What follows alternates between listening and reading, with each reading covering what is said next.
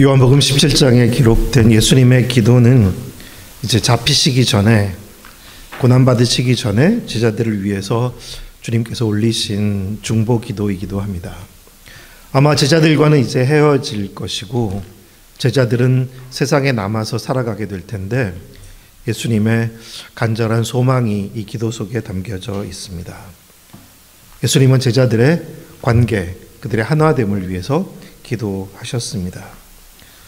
제가 전에 탈북 사역을 하고 있을 때 종종 남과 북의 지체들이 함께 모였기 때문에 우리 모두에게 가장 많이 어렸을 때 많이 부르기도 했던 우리의 소원은 통일, 꿈에도 소원은 통일, 이런 이야기가 모두에게 같이 있었던 것 같습니다.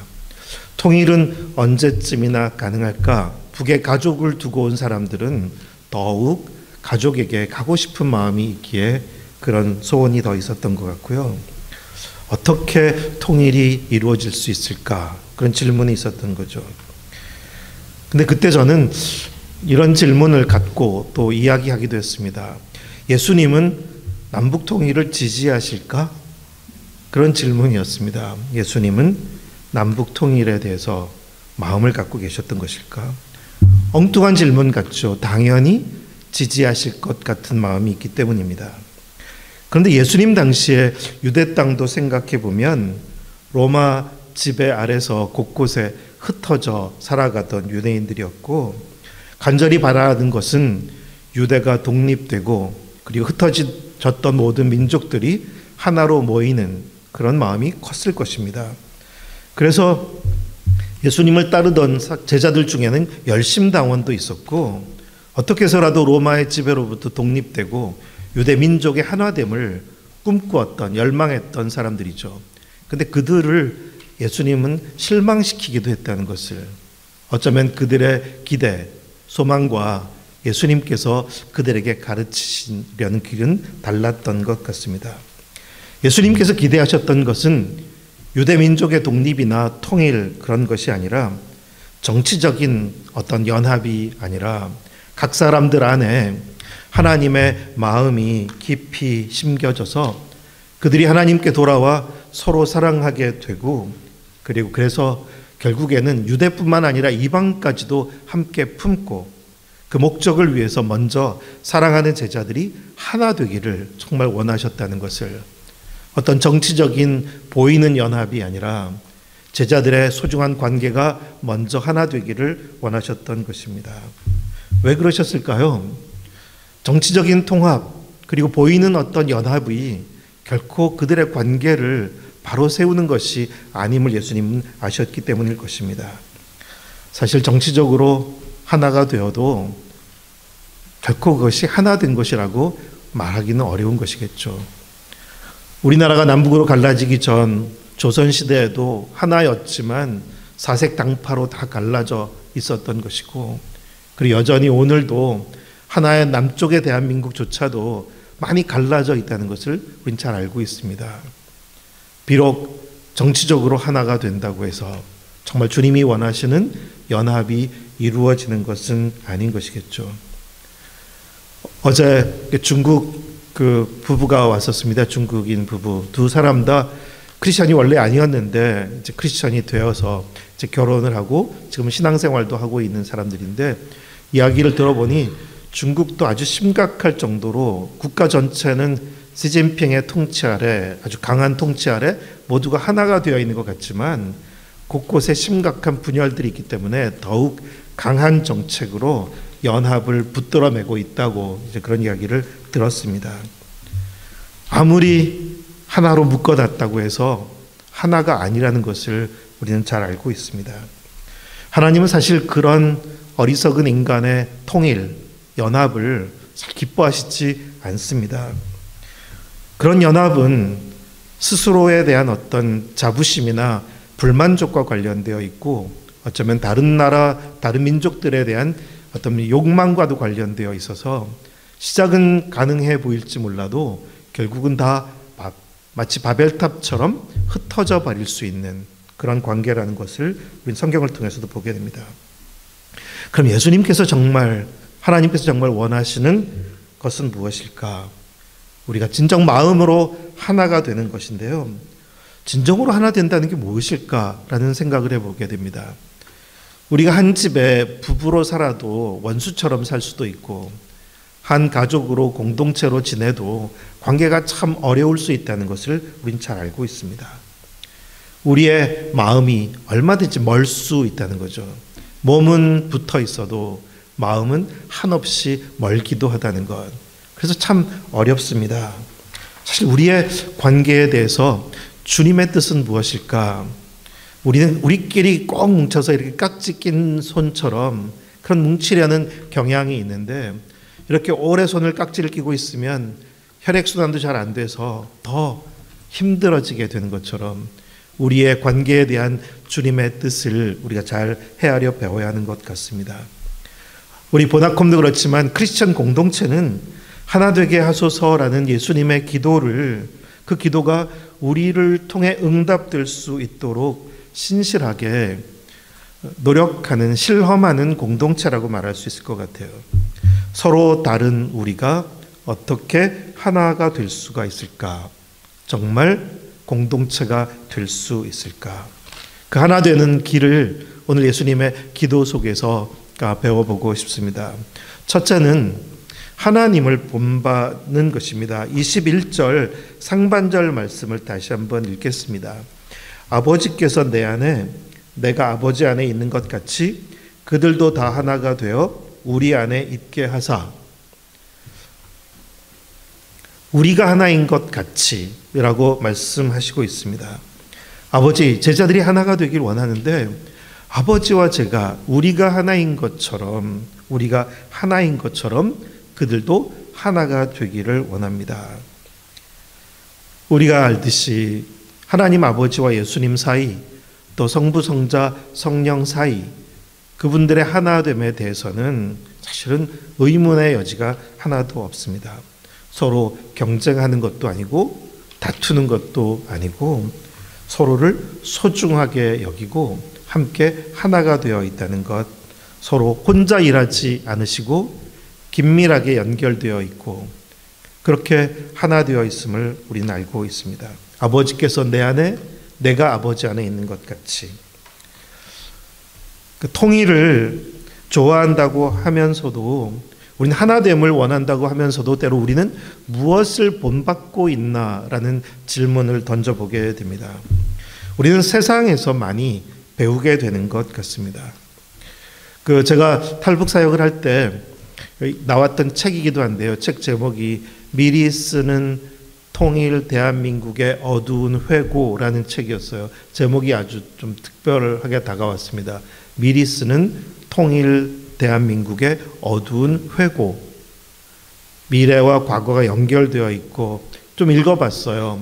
근데 독일의 통일이 된 것을 통해서 한국의 통일을 전망하고 있는 것인데, 통일이 굉장히 쉽지 않은 무거운 과제라는 것을 이야기하고 있었습니다. 이유는 동서독도 중간에 막힌 담이 허물어지고 한 국가가 되긴 했는데 너무 동독과 서독 사이에 격차가 크다 보니 세월이 많이 지난 후에 사람들의 마음을 점검해 보면 예전이 더 좋았다고 생각하는 동독 사람들이 더 많은 것입니다. 함께 하나가 됐지만 옛날이 더 좋았다라는 마음이 적지 않다는 것. 그만큼 여전히 격차를 많이 심리적으로 느끼고 있다는 내용이었고요.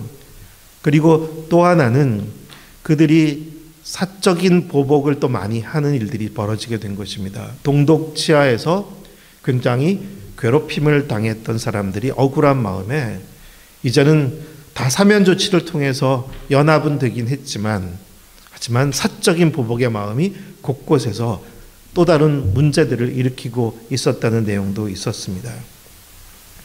함께 마음이 하나가 된다는 것이 참 어려운 과정, 참 길고 긴 과정이라는 것을 그 책은 담고 있었습니다.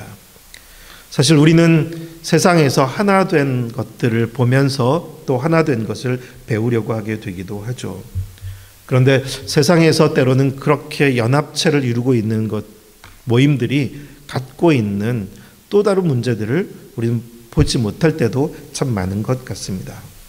바벨탑은 잘 세워지는 것 같았지만 결국은 그들의 배타적인 결속하는 마음이 오히려 관계를 부수게 됐고 결국 나중에는 다 흩어지게 됐던 것처럼 때로는 뭔가 보이는 것을 중심으로 해서 우리는 뭉치려는 경향도 있고 공동의 적을 규정해서 그것으로 모이려는 경향도 있습니다.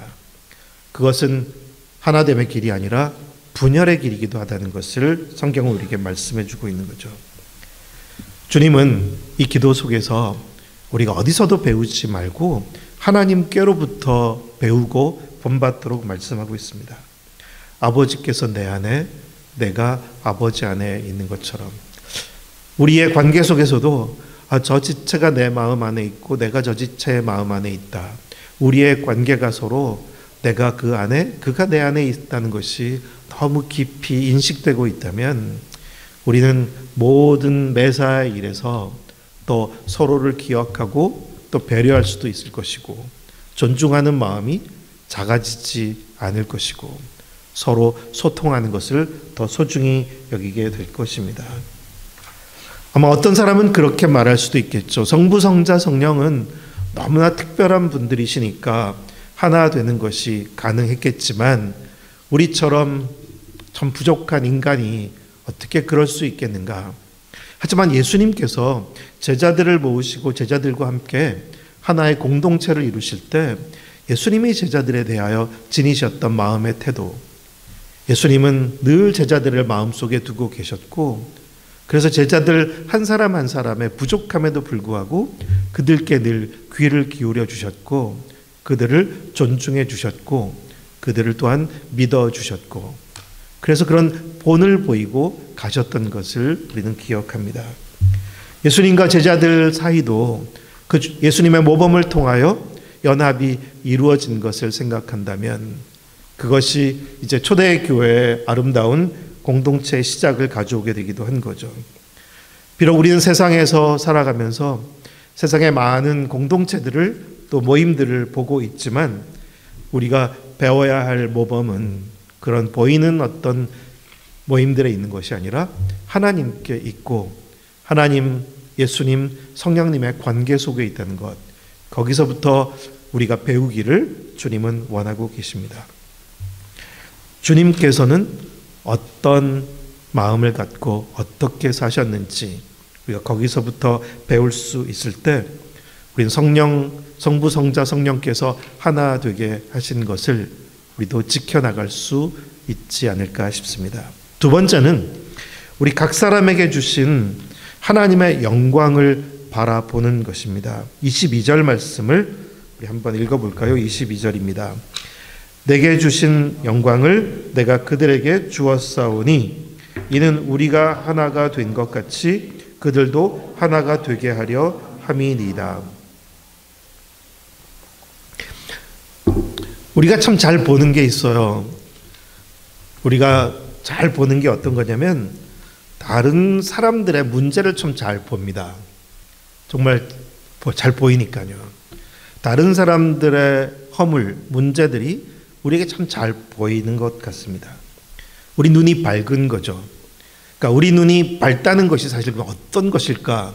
우리가 에덴 동산에서도 보면 아담과 하와가 먹지 않도록 그렇게 금지된 실과를 먹게 되면 뱀이 유혹하기를 내 눈이 밝아질 것이라고 했습니다. 내 눈이 밝아져서 선악을 알게 될 것이라는 거죠. 하지만 그 순간 실제로 그들의 눈이 어떻게 밝아진 것이냐면 스스로 부끄러워하지 않아도 되는 그들의 벌거벗음을 부끄러운 것으로 보게 된 것이고 그래서 서로의 모습을 수치스럽게 보게 된 것이고 그래서 은폐하기 시작하게 된 거죠. 눈이 밝아져서 제대로 보게 된 것이 아니라 오히려 왜곡해서 보게 됐다는 것을 하나님께서 선하게 지으신 것을 선하게 보지 못하게 된 것이고 오히려 문제들을 보기 시작한 것이 바로 그 사건인 것을 우리는 보게 됩니다. 까다로워지게 된 것이고 하나님의 눈으로 보지 못하게 된 것이죠. 사실 우리는 늘 그렇게 세상에서 아주 까다롭게 보는 법을 오랫동안 배워왔습니다. 어쩌면 학교에서 배우는 것도 그런 것 같습니다. 전문가들의 식견은 다 다른 사람이 보지 못한 것들을 많이 보죠. 어떤 영역이든 전문가들은 좀 잘 봅니다. 법률 전문가는 법에 대해서 무지한 사람보다 아주 엄격하게 잘 볼 줄 알죠. 의료인도 그렇고요. 다른 사람은 전혀 진단할 수 없는 병들을 잘 집어내기도 합니다. 그리고 음악 전문가들도 보면 또 다른 사람들은 분별하지 못하는 것을 참 잘도 분별하고 있는 것이죠. 신학을 공부한 사람들은요, 다른 사람들의 메시지나 설교를 참 까다롭게 잘도 분별할 줄 압니다. 전문가들은 보면 아주 눈이 매섭습니다. 까다롭죠. 그리고 같은 영역의 전문가들끼리도 서로 사이가 별로 좋지 않은 것 같아요. 그만큼 우리의 눈이 아주 예민하고 섬세해지고 밝아진다는 것은 실제로 우리가 참 까다로운 눈을 갖게 됐다는 것을 말해주는 것 같기도 합니다. 그런데 우리의 하나됨, 제자들의 하나됨을 바라시는 예수님은 이렇게 말씀하십니다. 아버지께서 내게 주신 영광을 그들에게도 주었는데 그것은 그들이 하나가 되라고 준 것입니다. 아이들도 잘 다투잖아요. 그런데 아이들이 서로 티격태격하면서 잘 다투고 있지만 서로 고발하고 헐뜯기도 하고 그러기도 하죠. 그런데 그들을 엄마 아빠가 큰 사랑으로 안아주고 칭찬하고 축복해주고 선물도 주면 아주 흐뭇해져서 서로 사이도 좋아집니다. 사실 서로 문제를 지적하기 시작하면 더 전쟁을 만드는데 내가 큰 사랑을 받고 있다는 것을 알면 서로에게 너그러워지는 것입니다.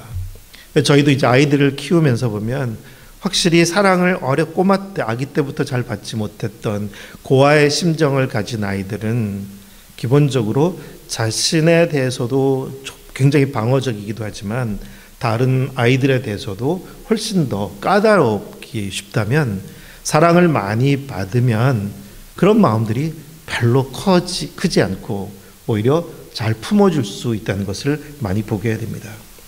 하나님께서 우리에게 큰 사랑을 은혜를 입혀주신 이유가 거기 있는 거죠. 우리가 큰 은혜를 입으면 너그러워지게 되고 엄청난 사랑을 받게 되면 모든 것이 달라 보여서 다 사랑스러워져 보이게 되는 것입니다. 우리가 하나님의 큰 사랑을 입은 아들과 딸이 되었다는 것, 그 감격이 다른 사람들을 보는 눈을 바꿔주게 되는 것입니다. 우리는 이제 원죄, 오리지널 신에 대해서 굉장히 많이 이야기를 들어왔죠. 그런데 제가 퀘이커 모임에 이제 참여하게 되면서 그분들이 오리지널 신이 아니라 오리지널 굿니스에 대해서 더 말하는 것을 많이 신기하게 들었습니다. 그것은 뭐냐면 하나님께서 우리를 하나님의 형상대로 지으셨다는 것을 잊어먹지 말자는 것이고, 그리고 우리 하나님께서 우리에게 어마어마한 큰 은혜를 덮어주셨다는 것을 기억하자는 것입니다. 그래서 우리가 지니고 있는 어떤 죄된 본성에다가 너무 초점을 맞추기보다는 하나님의 엄청난 영광의 빛이 각 사람에게 비치고 있다는 것을 기억하면서 사람들을 대하자는 취지였습니다. 그래서 더 귀를 기울여요. 더 서로 소중히 여기고 존중하는 마음을 갖고 있는 것을 느낄 수가 있었습니다. 우리가 성경 로마서 14장을 읽어보면 거기서도 성도들 사이에 이 날을 지킬 것인가 저 날을 지킬 것인가, 이 음식을 먹을 것인가 먹지 않을 것인가를 두고 서로 다툼이 일어난 상황들을 우리는 보게 됩니다. 근데 거기서도 어떤 사람들은 우리가 옳기 때문에 저 사람들이 잘못하는 것이고, 반대로 저쪽 사람들은 그들이 옳기 때문에 우리가 잘못하고 있다고 판단하고 있지만, 바울은 그들을 권면하기를 먹는 사람도 먹지 않는 사람도 주님을 위해서 그렇게 하고 있다고 말하고 있습니다. 어떤 것을 지키는 사람도 지키지 않는 사람도 주님을 위해서 그렇게 하는 것이라고 말하고 있어요. 근데 아마 서로는 그렇게 보지 않았을 거예요. 저 사람들은 주님을 위해서 저러는 게 아닐 거라고. 그런데 바울은 왜 그렇게 말했을까요? 우리 중에 누구도 자신을 위해서 사는 자가 없고 우리 모두 다 주님을 위해서 살고 주님의 영광을 위해서 한다고 고백하면서 그렇게 서로를 격려하고 있는 것입니다. 그것은 하나님께서 큰 영광을 우리 모두에게 부어주셨으니 그 영광의 빛으로 서로를 바라보자는 격려이기도 한 것이죠. 하나님의 영광의 빛이 우리 모두에게 비치고 있다는 것. 그러니 저지책하는 것도 주님을 사랑해서 하는 거겠지. 주님을 사랑하는 마음으로 저런 생각을 갖고 있는 걸 거야. 그렇게 그 큰 사랑의 빛 가운데 서로를 바라볼 수 있을 때 우리의 관계는 어려운 시간도 지혜롭게 통과할 수 있을 것입니다. 탈북 사역을 할 때도 그렇죠. 북한에 대해서 특별한 마음을 가진 사람들은 북한에 관심이 없는 사람들에 대해서 실망이 커요. 그래서 저 사람들은 정말 북한에 대한 마음이 없어. 그렇게 이야기하게 돼요. 그리고 또 반대쪽에서는 저 사람도 북한밖에 몰라. 이제 그런 식으로도 보게 되거든요. 근데 그렇게 보기보다는 참 저 사람들이 얼마나 사랑으로 그 북한에 대한 마음이 아니라 다른 민족들에 대한 마음을 가진 사람들에 대해서도 얼마나 사랑으로 다른 민족들을 품고 있는 사람들일까. 그렇게 볼 수 있다면 또 북한에 대한 열심을 가진 사람도 얼마나 우리 민족의 아픔과 고통에 대해서 그들의 마음의 짐을 갖고 있는 사람들일까. 그렇게 서로를 선하게 바라볼 수 있다면 그러면 아름다운 관계가 잘 세워질 수 있겠죠. 내가 엄청난 사랑을 받고 있다는 것을 알면 우리는 착해지는 것 같습니다. 다 예뻐 보이게 되는 거죠. 주님의 영광을 제자들에게 주셨습니다. 그 영광을 주신 것은 그 영광을 모두가 갖고 있다는 것을 알고 그 주님의 영광의 그 광채 안에서 서로를 기쁘게 맞이하며 그래서 서로를 환대하고 축복해 주기를 바라셨던 것입니다. 예수님께서 제자들을 사랑하신 이유는 하나님 아버지의 영광의 빛이 그들에게 비치고 있기 때문 아닐까 싶습니다. 우리가 서로에게 그분의 영광이 비치고 있다는 것을 기억하고 서로 계속 그 영광의 빛으로 서로를 대할 수 있게 되기를 소망합니다. 세 번째는 바로 하나됨이 주님의 선교적인 뜻, 이 세상을 향한 주님의 뜻이 이루어지는 기초가 된다는 것을 명심하는 것입니다. 23절 말씀을 우리 함께 읽겠습니다. 곧 내가 그들 안에 있고 아버지께서 내 안에 계시어 그들로 온전함을 이루어 하나가 되게 하려 함은 아버지께서 나를 보내신 것과 또 나를 사랑하심 같이 그들도 사랑하신 것을 세상으로 알게 하려 함이로소이다. 참 열심을 갖고 있는데 관계를 잘 깨뜨리는 사람들도 종종 있죠. 그런 사람들은 결국은 혼자가 되는 것 같습니다. 그 열심은 분명 주님을 위한 열심이긴 해요. 정말 주님을 위해서 이렇게 해야 되니까 그 열심을 갖고 열정으로 하는데 하지만 다른 사람들과의 관계에 실패하게 되는 이유가 뭘까 생각해 보게 됩니다. 사실 우리 각자의 성향이 다르기 때문에 부딪힐 때도 참 많은 것 같아요. 그래서 제가 선교지 파키스탄에서도 보면 사실 관계가 정말 어렵기도 해요. 열정적인 헌신한 선교사들이 왜 관계가 어려운 것일까? 그들도 참 고민을 많이 했던 것 같습니다.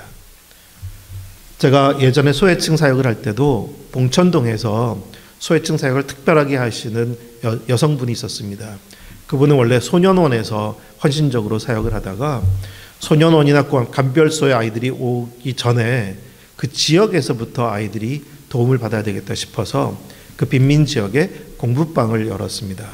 섬김의 집이라는 이름으로 공부방을 열고 굉장히 많은 자원봉사자들과 함께 출발을 했어요.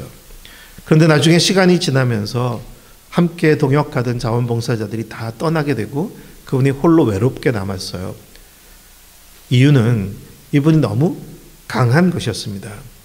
그분이 생각하는 열정에 봉사자들은 미치지 못했어요. 그러니 자꾸 지적을 해야만 했습니다.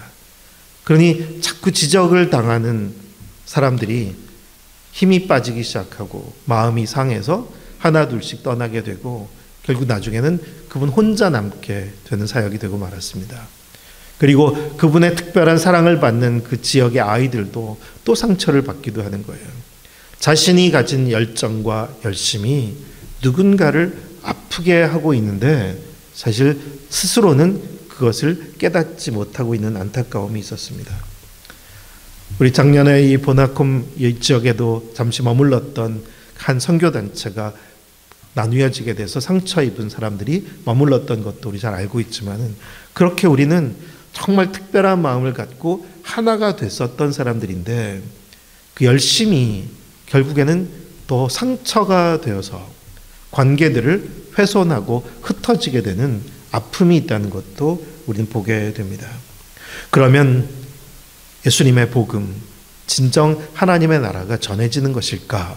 그렇게 질문해 보게 되는 거죠. 다툼이 있는 가정, 다툼이 있는 모임에 우리는 누가 사람을 데리고 올 수 있을까 생각해 봅니다. 우리 가족 관계가 아주 심각하게 다투고 있는데 누가 친구를 데리고 오겠습니까? 또 생각지 않게 친구가 왔는데 친구가 그 분위기를 보고 거기 있고 싶어 하지도 않겠죠. 빨리 일어나고 싶을 것입니다. 우리도 어딜 가든지 그곳에 있는 사람들의 관계가 너무나 사랑스러우면 계속 있고 싶지만, 그렇지 않다면 떠나고 싶겠죠. 정말 사랑스러우면 자꾸 데리고 오고 싶은 것이기도 하고요. 그래서 예수님의 이 기도는 우리의 삶에서도 늘 볼 수 있는 것 같습니다. 우리의 관계가 하나가 될 때 오히려 바깥에 있는 사람들이 이 관계를 보면서 느끼면서 오히려 여기 있고 싶은 마음, 더 찾아오고 싶은 마음, 머물고 싶은 마음, 나도 이렇게 살고 싶은 마음이 생겨나는 것이고, 그렇지 않을 때는 자꾸 물러나고 싶은 마음, 심지어 저 사람들이 사랑을 말하고 있는데 저 사람들이 사랑을 받고 있는 사람들이긴 할까라는 의심도 생겨날 수 있는 것이겠죠. 그래서 주님은 우리의 관계가 다른 무엇보다도 더 소중하다는 것을 일깨워 주시려는 것 같습니다. 그래서 아마 전에도 언급한 적 있지만 사도 바울이 1차 전도 여행에서 마가로 인해서 바나바와 다툼이 일어나고 마가를 내치게 되었었지만, 나중에 후기에 그가 쓴 바울의 서신에서는 그 마가를 내게로 데리고 오라, 유익하다고 말하게 되는 것을 보면 우리는 관계에 실패하기도 하지만 하나님은 다시 그 관계를 싸매시고 회복하게 하시는 분이시고, 우리의 회복된 관계가 주님의 복음을 이 땅 가운데 나타내는 너무나 소중한 기초고 통로라는 것을 일깨워 주십니다. 사랑으로 하나가 될 때 그것이 바로 복음의 기초고 통로라는 것. 저는 제가 떼제 공동체를 방문한 적이 있었는데 제가 참 좋아하는 공동체예요. 거기는 화해와 일치라는 화두를 갖고 계속 공동체를 오랫동안 세워왔던 곳인데, 또 한국의 예수원 같은 경우도 특별한 공동체로 알려져 있죠. 그런데 그 두 곳을 생각해 보면 가장 비선교적인 장소에 있거든요. 떼제도 찾아가 보면 정말 산골짜기예요. 그 주변에 있는 도시에서도 사람들이 몰라요, 어디 있는지. 정말 산골짜기. 예수원도 그렇거든요. 정말 선교에 대한 부르심이 있다면 거기 있을 이유가 없어요. 그렇게 가장 비선교적인 장소에 있는데, 하지만 긴 세월이 지난 후에 떼제는 매년 여름 여러 나라의 청년들이 수백 명씩 몰려드는 곳이 되었고, 예수원도 산골짜기에서 전해지는 편지의 글처럼 많은 한국교회에 선한 영향력을 나타내는 곳이 되었습니다. 특별히 선교라는 것이 세상 속에 흩어져서 뭔가를 하는 사역이라기보다 더 공동체로서 신실한 예수님과의 관계뿐만 아니라 서로와의 관계를 잘 세울 때 저절로 이루어지는 것임을 우리에게 배우게 하고 있습니다. 오늘 말씀을 이제 마무리합니다.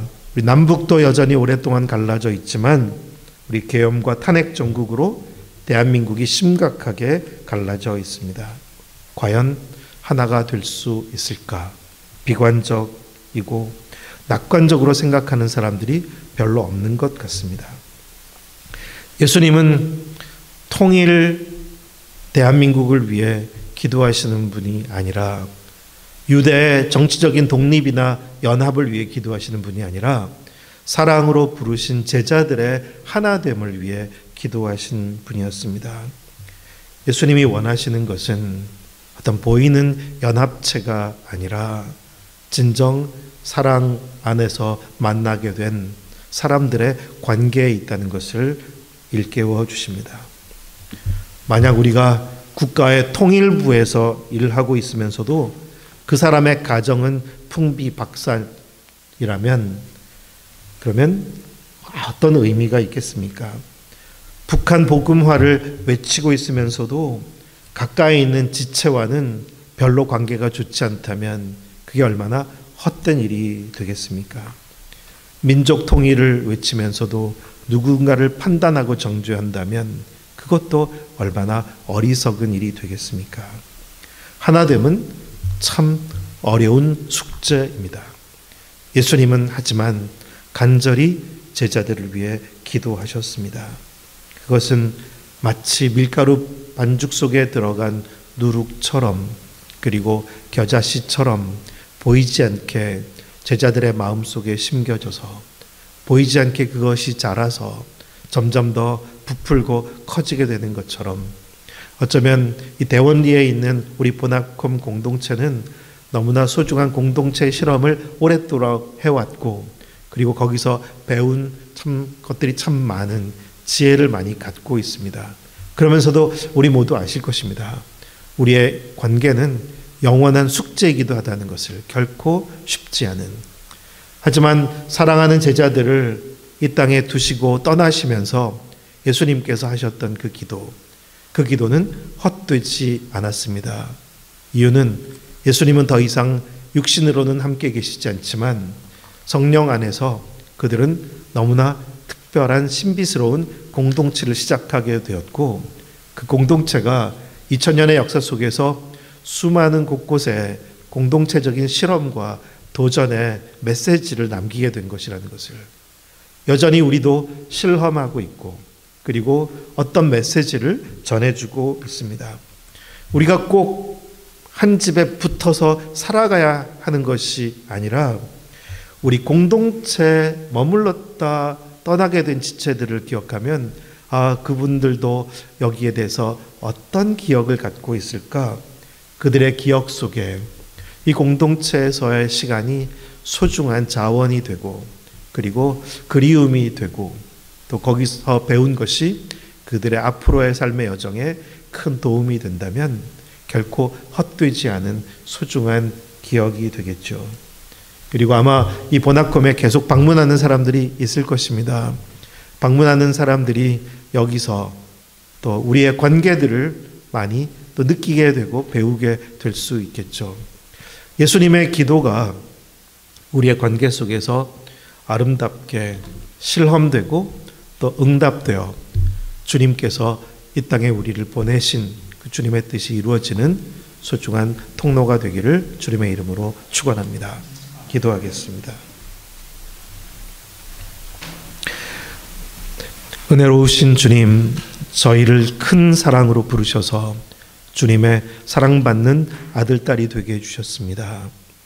저희가 각자였지만 이제 함께 한 공동체로 부름을 받고 함께 소중한 삶을 살아왔습니다.